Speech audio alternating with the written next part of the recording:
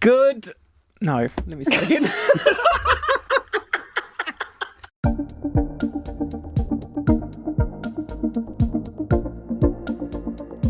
Leave that in. Oh morning, my Vietnam, God. I think you were Let's gonna try again. Welcome to CAUCUS. You can't say good morning or good evening podcast because you don't when people are listening. That's where I went wrong. Welcome to podcast. Hi, Mai. It's been campaign launches this week since we were with you last. And so, in the spirit of that, from the great seat of Mount Albert, it's Lisa Owen. From the other great seat of Mount Albert, it's Guy and Espinel. God, we're so middle class. And from beaming in from the mighty East Coast Electorate, it's Julian Wilcox. Kia ora. Thank you. And I'm in the mighty Tamaki seat. I'm Tim Watkin. Great to have you along. Thanks for tuning into CAUCUS. Kia ora koutou. Welcome to Fear and Loathing in Campaign Land. It has been all about the big bad wolf this week. Everyone saying that everybody else is the big bad wolf. And it's leading to quite a bit of tension, some hyperbole, some porkies. Chris Bishop this week said that Labour is making this, quote, the most negative election campaign in New Zealand history. And that was on day three. This is buzzing in. Day three of the campaign. I would like to offer up Day three. another election, which was, I reckon, nastier, which was dirty politics. The election of dirty politics, 2014. That was nasty as all hell, was it not? It was. Take your pick. 2005. Brethren. Iwi Kiwi. Yep, and Yeah. Brethren. That was and brutal. It was pretty brutal. And Clark and Brash had a real degree of animosity. I remember Clark once calling Quite him personal. cancerous. And he didn't do her a lot of favours either. So, yeah, it is negative, and I've got some stuff to say about this current campaign, but most campaigns really are, and you can stretch back quite a way. Well, let's stretch back Does quite a way. Julian want to make a nomination, though? Julian, Let's- do you want to pick a campaign? Well, I was going to mention 2005, but got beaten to the punch. But I think one of the other reasons why this is a negative campaign, and potentially will be more negative, is because of the role of these minor parties like Freedom Party and others, and Brian Tamaki trying to interrupt, campaign launches and things like that. I think we're going to see more of that. But yeah, there's other things I want to talk about as well. Okay, let me just, because I'm going to nominate 1975, because I'm the history guy. I'm going to nominate the 1975 campaign, and I'm going to play you this Cossack famous ad. Shortly, Labour will be taking millions out of our pay packets each week and spending it. In just 7 years, they'll have enough money to buy every share in every public company in New Zealand. Soon, they could buy all the farms. Indeed, one day, the government could wind up owning literally everything. And you know what that's called, don't you? They say they've only just begun. Yeah, Rob Muldoon knew a thing about a duty campaign, didn't he? It's hard not to jig along to the Cossacks, though. Also the thing that I find really interesting about that ad is Communism is coming. well, yeah, and the themes remain, pretty much Tax the and same, spend don't labour. they? Yeah. And if he'd kept the super fund, we'd all be pretty wealthy by now. That's right. We'd have trillions. That was about the To super. play That with. was going to be the terrible superannuation fund that, much like the one we have now, that Labour was going to introduce, that Norm Kirk had introduced at the time. But what we are seeing is, and what really upset Chris Bishop initially, was this attack on Christopher Luxon and the risk that he brings. And this was from the CTU. Luxon isn't the right leader in a cost of living crisis because he doesn't understand life for everyday Kiwis. Christopher Luxon, out of touch, too much risk. Julian, you said you had things to say. Too personal? What were you thinking? Yeah, a little. I thought the photo that they used also in the branding was very kind of trying to paint him as Muldoon-esque. It looked like something that Labour would run in the early 80s when they were trying to have a crack at Muldoon. Yes, I think it is a little bit too personal. The other thing, though, is that this is what Labour's got to go with, right? And I know that Chris Hipkins and others were saying, look, this is the CTU, and no, I didn't sign off on any adverts, I didn't sign off on any of the photos, all the branding. I feel like there was always going to come a time when they were going to try and do a Mitt Romney on this guy, like Barack Obama and them did with Mitt Romney in the second election that Obama stood for, because he is A, he's been out of the country, B, he is seen to be a little bit aloof, C, he is well off, that they're always going to try and go this way, and they have. Is it too personal? Yep, probably. The other question I ask is it going to work? And will voters go for this kind of campaigning? you'd like to think they wouldn't, but maybe it does appeal to certain people in the centre who might be And did it work? rethinking what they're going to do. Did it work partly just in terms of the short term? Because, Labor had just announced its dental plan. National was under the cosh for its foreign buyers tax plan. It certainly changed the narrative there. Is that... It attracted a lot of attention, and it's whether you believe that all attention is good attention, right, or not. I agree with Julian. I think if it had even had a broader base to it where it discussed the National Party rather than just targeting the leader and him, him being a risk. Yes. When you drill down into the information that kind of went with it in terms of the policies that they object to, I think that is a fair debate when you're sort of raising things like, well, they're going to get rid of these fair pay agreements and things like that. So the content of the policies that they wanted to highlight as what they see as being bad stuff, and all of that is subjective, but they're entitled to their view on it. Yeah. Listing those policies and saying, this is horrible, this is terrible, we don't agree with this. All of that is part and parcel of a well-debated election campaign. When you stick possibly what is the worst photo you can find of an individual up on a giant billboard and where he's looking, angry. And as a rule, I don't think he is a person that has resting angry face as such. That's he's not. He's relentlessly... He's jolly hockey stick. Yeah, he's he is relentlessly jolly positive. hockey stick. So I thought that the photo was out of character with his normal demeanour, and it very much targeted him as an individual rather than saying, hey, this is why we think National is bad and these are the policies. But you should be free to debate the policies. It was the packaging, not necessarily the content, from my point of view. But, Guy, maybe it works. Maybe this stuff hits home. I don't think so. I thought it was a poor judgment call from the CTU, and explaining to members, many of which will be working people, cleaning office buildings at night, that you'd spent your money making an ad attacking the leader of the National Party for kind of what he looks like. I thought it was poor judgment. I mean, as Lisa says, all very well to say, look, this is what you could lose if you vote out a Labor government, and you expect the CTU to support that. I don't think it's... can you think of a voter that it would win over? You're preaching to your already converted, aren't you? So. And it was a lot of coin. It was a lot of coin. It had written around in the Herald. That's what people picked up in the morning in Auckland. But negative campaign, negative attack ads are part of every political campaign. Are they not? And so there is clearly an idea that these things do work, and they do actually raise questions about, what's Labor's trying to do here? Raise questions about character, right? The out-of-touch line is the one that they're trying to hit home, that somehow Luxon is this aloof, rich guy that isn't going to be the right guy for the times, as opposed to working-class hut boy Chippy. Is that just doesn't... What do you reckon, Julian? Does it land? Part of me thinks yes and part of me thinks no. Here's the problem that they've got. It kind of reeks a little bit to me of desperation. And to do it in the way that they've done it suggests to you that they know they're under the pump. Yeah. And literally this is the last roll of the dice, potentially. If you're a Labor supporter, you won't want to hear that. But I just thought it was a little bit off. And no, you don't do it when you're in the lead, do you? You don't do it when you're winning.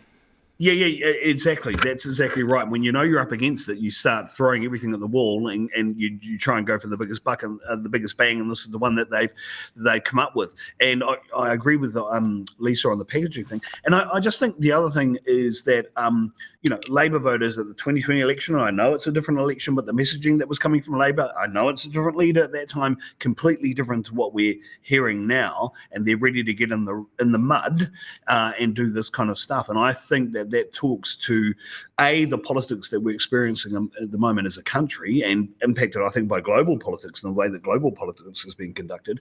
And I think we're a little bit. I would hope we're a little bit bigger and better than that. And but you would hope that voters will be a little bit bigger and better in the way that they vote about that. And I think this brings the whole tone of the conversation down. Yeah, and I think it gives Luxon an opportunity to look prime ministerial and look statesman-like, because he's able to say, well, these guys are desperate, they're throwing all this mud at me. And it doesn't help Hipkins that his ministers are running around doing the same kind of thing. It doesn't. No, but and Hipkins, it's the Michelle Obama thing. When they go low, we go high. But Hipkins says, came out and was able to stand up and pull out his own array of things and said, look, they do this to me all the time. This is a very flattering photo of Grant Robertson doing some vacuuming. This one was from the Taxpayers Union, a National Party front group.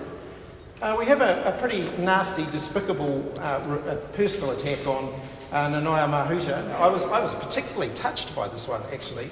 This is myself and David Parker on some what would appear to be Russian horses. I actually think I look quite good on a horse, to be frank. I mean, he used the humour quite well. Horses have been. He did use. They are. We're going to get to more horses. Yeah, he did use the humour quite well, but I think to the point that Julian was making, that at the last election there was a call for kindness and not to go low and play the ball and not the player, basically. But right? Hipkins is a scrapper. Yeah, but, and I know you want to talk about, Chris Hipkins gave an interview on News Hub Nation at the weekend where you potentially saw more of his character in nature. And he spoke about the fact that, well, as a general principle, you would expect to get an underlying philosophy with a party, even if you change leaders. So if your overall sort of take on the world as being part of Labour is that you don't go low, that you take the higher ground, you work to the issues, and you want to bring to the democratic process a kinder version of politics, then doesn't the party hold to that and not just the leader? Or have we thrown all of that out with the last person who held the job? Because it's got a dirty smell to it. Yeah. You know, the word kindness, I barely didn't want to say it then. No, I think the answer is that we have, haven't we? Is that was a person rather than a principle, perhaps. Is it? No, it's a principle. And are we getting a sense of part of the reason that Jacinda Ardern didn't want to be in this campaign, if she felt that she was going to have to, or be expected to run a campaign where you had to raise fear and loathing? Well, this is it. Flip this around a little bit, though. My concern with this stuff, though, is that we talk ourselves into a funk, right? That we actually... We're already there, Tim. We're already in the funk. But voters are already in the funk. It matters that we do actually have respectful campaigns. Don't get me wrong, it is important to our process that people don't get turned off by the nastiness of politics, right? Or else our democracy is screwed. But if the worst we get is a guy leaning over a fence and interrupting a press conference and a few rude newspaper ads, that's not bad, is it really? It's not. We're not. No, but it's a bit weird we're when not you've America, got a cabinet minister like Andrew Little saying that a party's going to flog off all the schools and sack all the teachers. Because, and Willie Jackson saying that they were going to abolish the minimum wage, and then he corrected it saying they were going to lower the minimum wage. I mean, I agree. It's not. We haven't reached some absolute nadir, but I think we have to be pretty careful in this world of disinformation and credibility of election campaigns to actually hold certain standards. And Hipkins himself said that he was going to give his ministers a telling off about some of the things they've been saying. That's a perfect segue, because we want to talk about the campaign launches in a second. And at those campaign launches, you mentioned Hipkins telling off his ministers.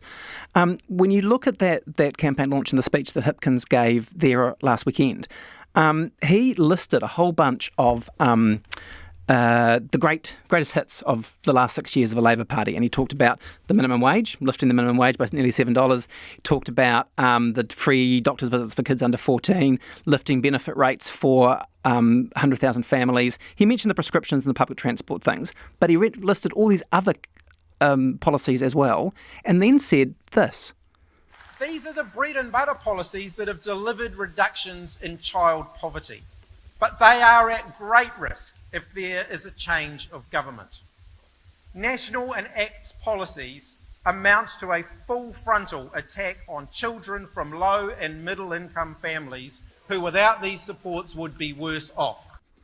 That's pretty full on, and as I say, he just listed things like Willie Jackson about the minimum wage. National Act are not going to cut the minimum wage or lower the minimum wage. They're not going to take away free doctors' visits under children 14. So the Labour leader's doing it himself. Yeah, I suppose, he hasn't told a technical lie there, has he? He said that that this would be an assault on... I mean, how would you prove that?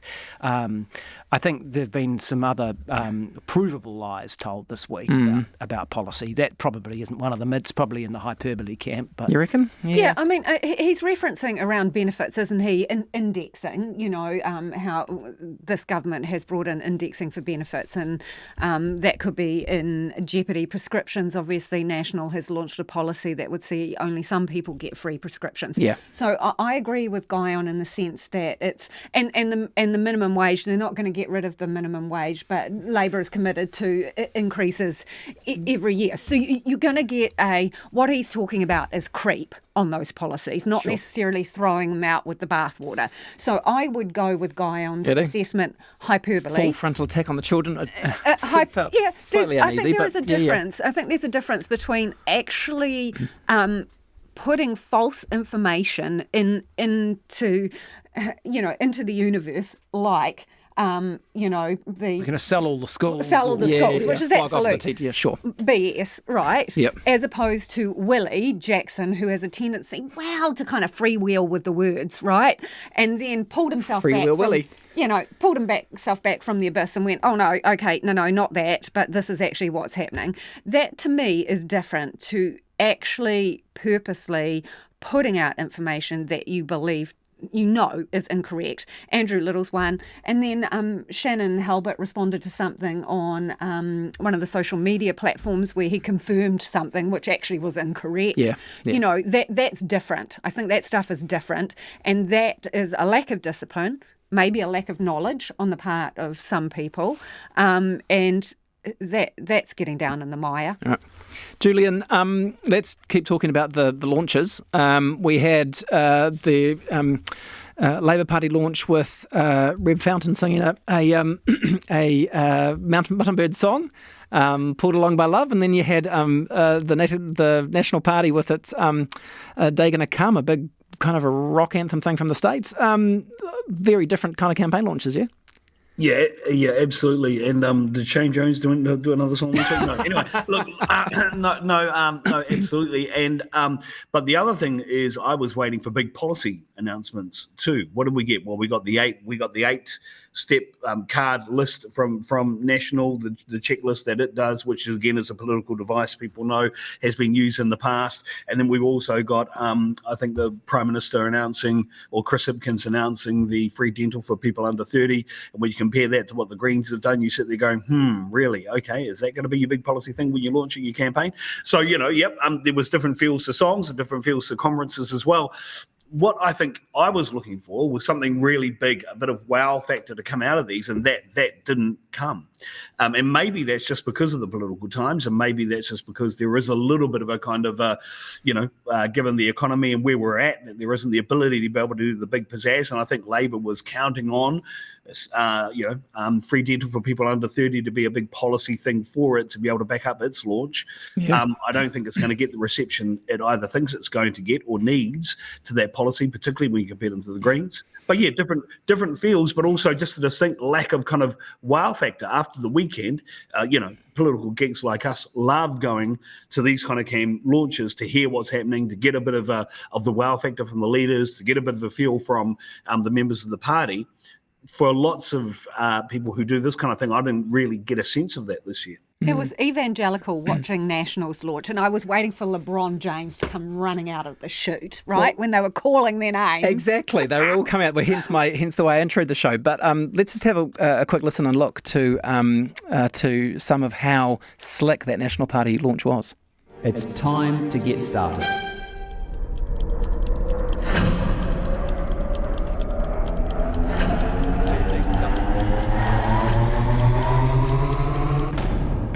Labor's time is up. It's time to get our country back on track. For Botany, the leader of the National Party, and our next Prime Minister, Chris Luxon. It's time to get going. It's time to move on.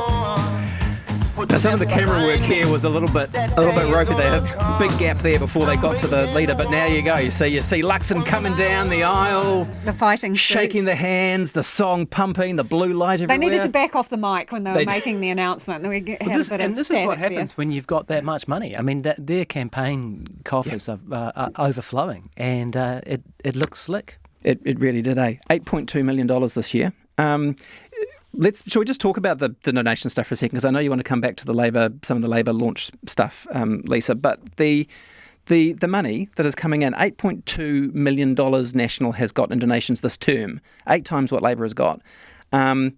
Back in 2008, both main parties got $1 million in donations. Since then, National has got further ahead. Say that again. $1 million in 2008. For this campaign, National has 8.2 that they've got in the last 2 years. The 2011 to 2019, this is quite interesting. 2011 to 2019, National got $19 million in donations. So they've got half of what they've got in the last 3 terms, they've got in this term. So big. In Labor, in the past 4 terms, has got $7.7 million. So National has, in this term, got more than Labor has got in the last 4 terms. So what advantage does that give? Guys, I mean, how big a deal is money in New Zealand politics? Well, it won't totally save you, and you can go back. I mean, ACT has had millions over the years and never got a lot of seats. If you look at someone like Kim.com, spent millions of dollars and got about 30,000 votes. And so did the Conservatives. And so did your mate Gareth Morgan, who didn't like cats very much.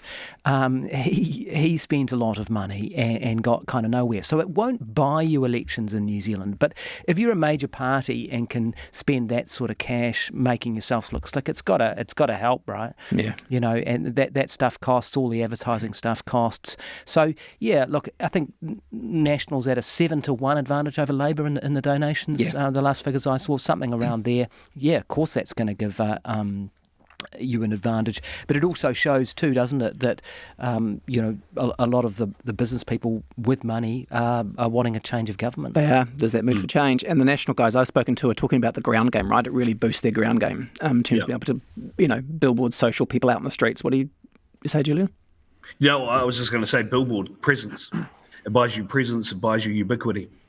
Which means that you keep, you are constantly a part of the conversation. There was a story that Māori Television did the other day on Northcote with the amount of billboards that have been seen in Northcote, and they got both candidates from Labor and National talking about why there's so many billboards, and Labor essentially was saying, well, we haven't got as many as National, which is admitting to the fact that the ubiquity that National has got from the finance that it has to be able to put so many billboards up. If you drive up north from Auckland, for example, see the amount of National billboards that are up there by comparison to Labor. They are being outspent and outgunned. Yeah. Yeah, that's in the Kaipara electorate, because I was actually there on the weekend, and man, it is an assault on the senses. The number of billboards there are over that area, they're just thick. And I'm just wondering, outside of the city, south of Auckland, Julian, what have you seen in your travels? Because you've been away the last couple of weeks, and whether they're in the regions as well with that same intensity. Yeah, absolutely. Ironically, going along the main road, which I think, National's talking about the new superhighway and all that kind of stuff, lots of National billboards. So they're definitely being outspent. The interesting conversation bit, though, when you talk to people about, you're seeing all these billboards around, how do you feel about it? People are still focused on local issues. I was just talking to a couple of community people around Whakatane at the moment. They're still focused on local issues around infrastructure and things like that. Yes, cost of living, but they're talking about local infrastructure issues that are affecting them at the moment. But again, lots of billboards, particularly blue. Not so many ACT, but lots of National billboards being seen around the place, and you can just tell that that Labor is being outspent by a huge bank and support of coffers of people who are putting up billboards. And I've noticed a few fringe ones as well. What you would consider fringe parties? Yeah, not even parties, individuals. Seeing people who used to work in television. Correct.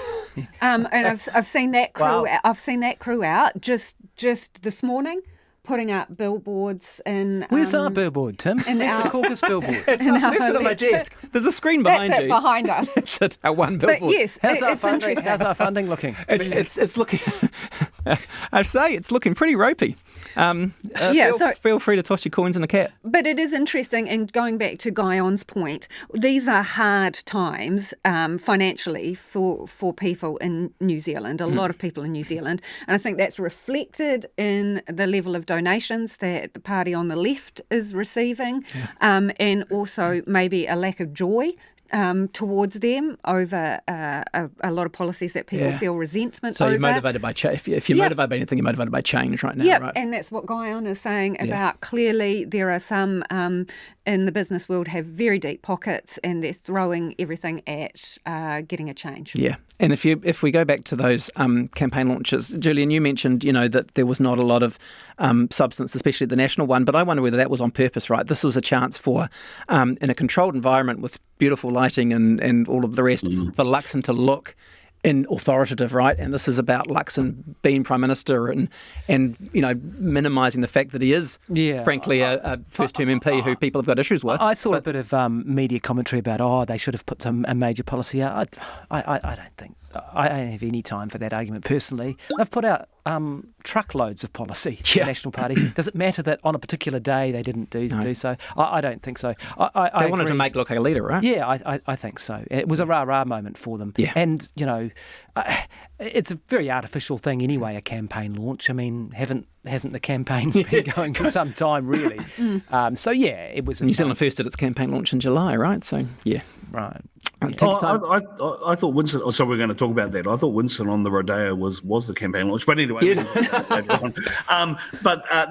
but you're right. I think what we're seeing here is a very calculated game by a party that thinks it's ahead, potentially knows it's ahead, certainly knows it's ahead financially, and is getting a lot of financial support, and is playing a pretty structured, straight game.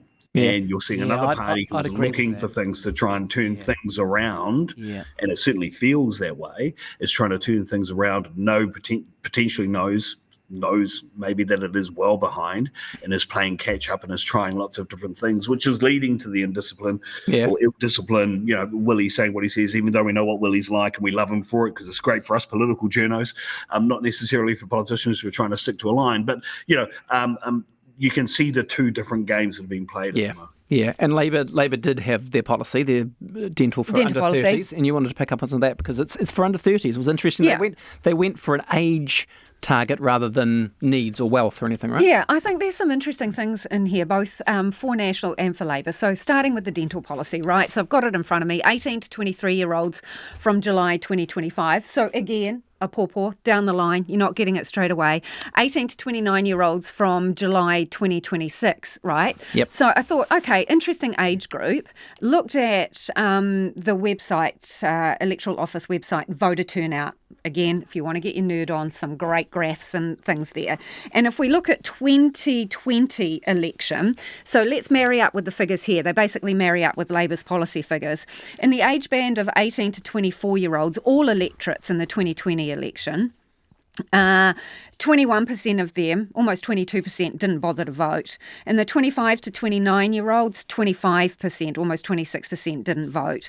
So the group that this policy is targeted at aren't known for their great voter turnout. No.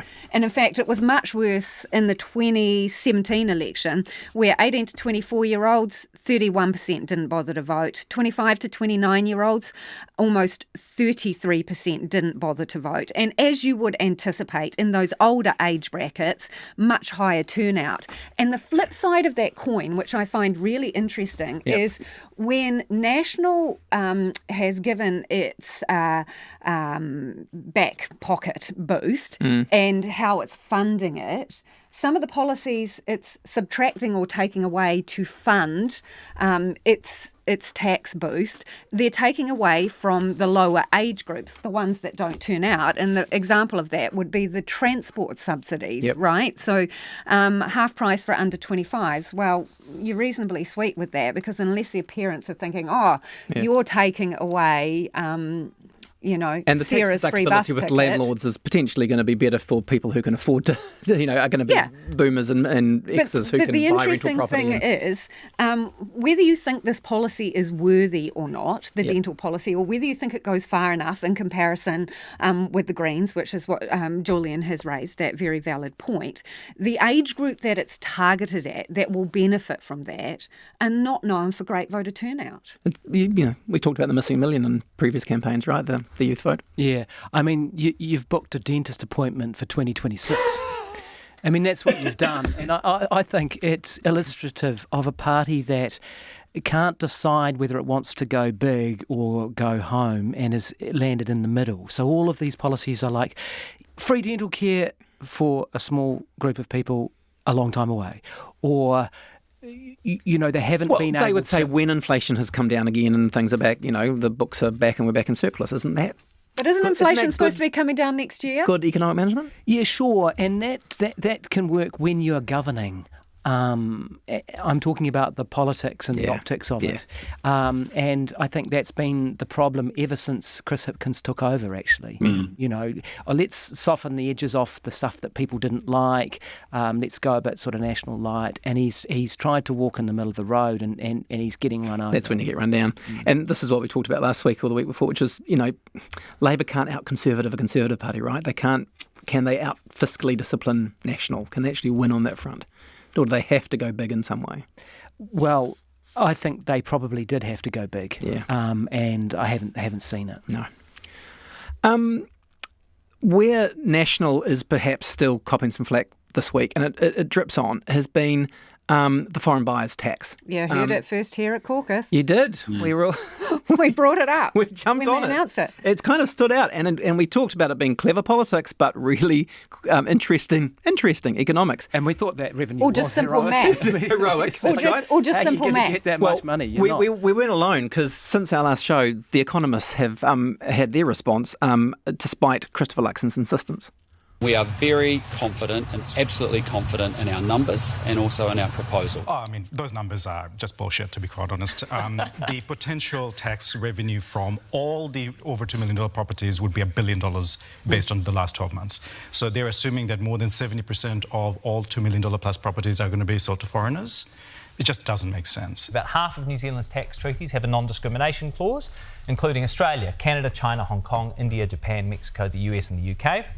That non-discrimination clause would mean you cannot introduce a foreign buyer's tax. It's always been a party of our foreign policy that we very strictly apply a rules-based approach to agreements. So something where we're seen to be trying to work our way around existing obligations might not be viewed very favourably. Lots of interesting pushback there, from quite different angles.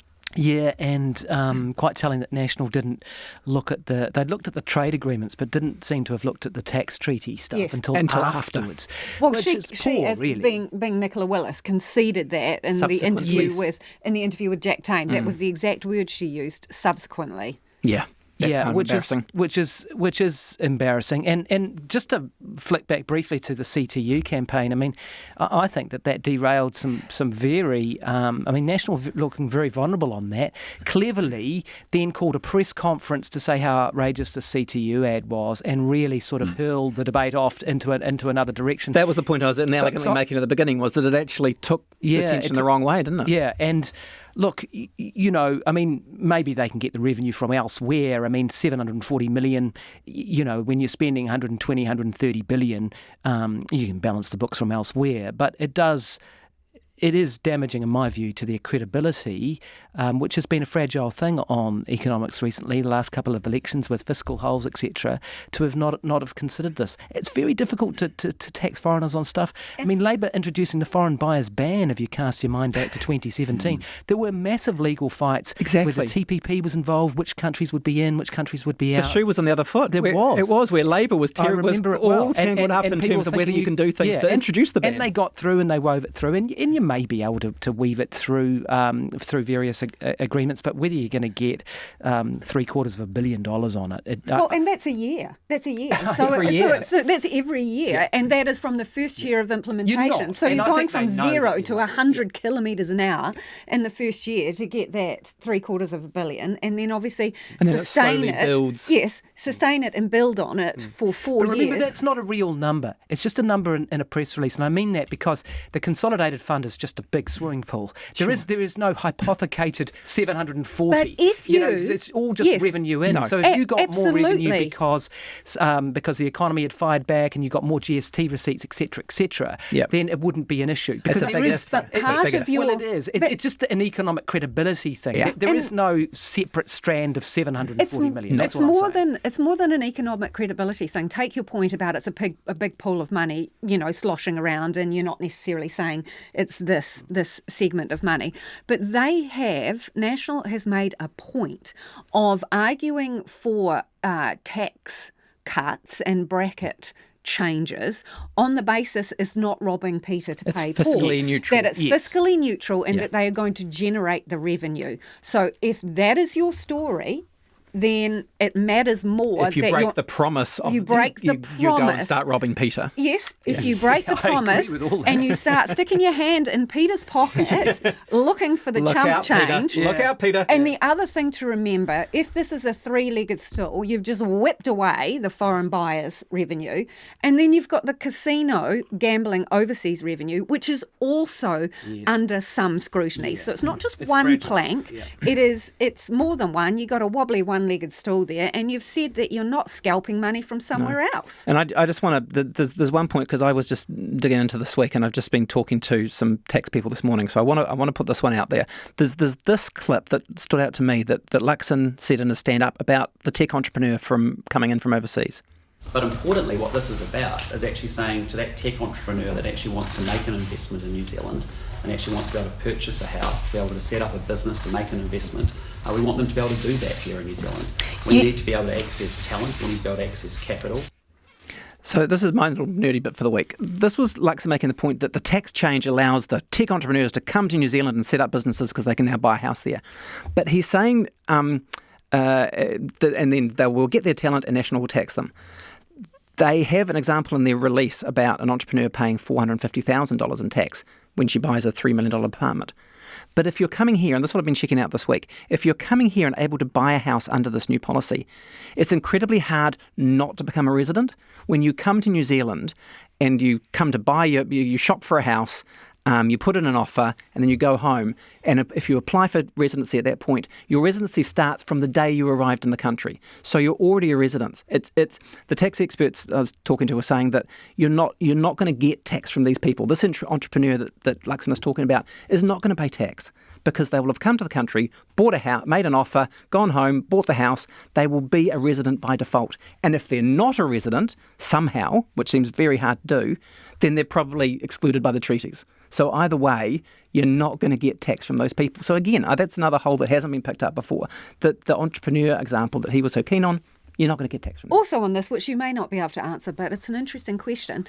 Presumably, if you're the tech entrepreneur or you're these high-value people that New Zealand desperately wants or needs, you're probably on the green list. So fast-track to residency. And you're coming in through a high-value and you're coming through as a high-value person, so not again, as a foreign buyer. You're a resident already, so you're not getting taxed. Yeah. Interesting. Yeah. So, $740 million. Yeah. Julian, do you want to chip in? The only thing I was going to add was over the weekend, particularly on Q&A and other parts, this is where I see Nicola Willis most shaky. And I think I said last week, get her out in front of as many people as you can during that campaign. But that interview, where it was pointed out, the word subsequently was mentioned earlier when that came up. What do you do when you don't get the revenue that you expect? Not a great answer to that, if an answer at all. Yeah. The question that stays in my mind, though, is this going to have any cut through for voters who are in the middle, who haven't made up their mind yet about which way they're going to go? Potentially, yes, particularly if Labor can run a really good communications and engagement job on trying to take away that leg of the stool that Lisa talked about earlier, potentially they can get a voter cut through there. But yeah, very shaky in that weekend, and that was a surprise for me. In the few minutes we've got left, EVs have been big this week. It seems a little bit interesting to let's build infrastructure for more EVs, but we're not going to fund you to buy more EVs. Because I've already got one in my garage at home. Not me personally. I don't have one. Just saying. Yeah, you're channeling your inner Luxon. Well, I'm just wondering about that. So others want to talk about EVs. I want to quickly talk about a couple of parties that are going to be friends with the main parties before we go. ACT is having some trouble with its candidates. Yeah, another one bites the dust, right? So Four down. At time of recording, there could be more by the time you listen to this. Right. You qualify it. Time of recording, fourth person down, which was Scott Bonus, who was the Auckland Central candidate, and shout out to Benedict Collins, who spoke to David Seymour about this. David Seymour was obviously making an announcement about cutting red tape in his top four areas to focus on, and Benedict asked him about another candidate down. And I have to say, it is probably the first time I have seen David Seymour toss his toys while the camera Quite was churlish, rolling. Quite churlish. Yeah, while the camera was rolling. Yeah. Like, he's talked about the fact that I he's very measured normally. I think he's got an issue with this, and he won't like me saying this, but I think he's got an arrogance issue. I've had a lot of time for Seymour in the past. He's a very smart guy. He is a smart guy. I think he's developing a very thin skin. And I think that's going to be something to really watch, especially if they get into government. And he does not like being challenged. And it happens, and this is our job. Yeah. And it's our job to do that. He's had these weird things where he's banned going on Morning Report, etc. It's just a bit odd.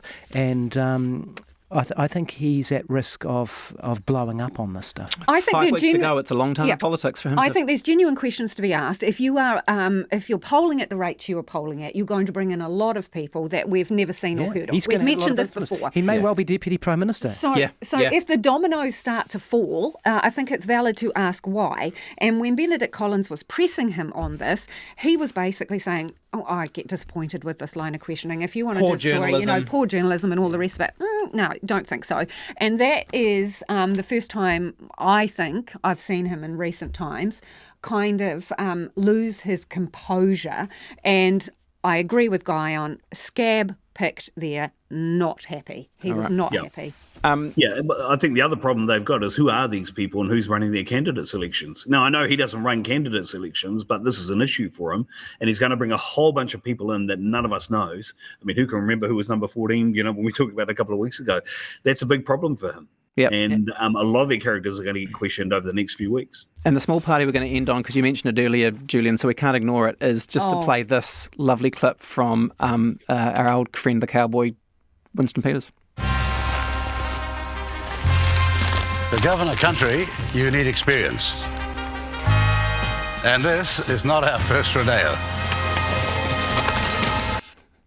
American pronunciation. You can't say rodeo. You're blowing all your working class credit if you say rodeo, He's don't taken you? it from the Spanish origin of the word, which is interesting given what's happening in Spain at the moment after their election in July. But look, the other thing I would say is that whoever's doing their branding and marketing, we need to put a query into them so we can get the caucus promoted in a similar way. That's right. Guy on a horse and Lisa singing, don't stop. I think we'll reverse those. Guy can sing, I'll ride the horse. Sweet. I am so here for that. We will do that. You might be surprised about my your equestrian skills. The donations will come in. Yep. All right. Thank you, guys. Julian Wilcox, live from Whakatane here in the studio. Lisa, Guy and me, Tim Watkin. That is CAUCUS for another week. We'll be back next week with another episode.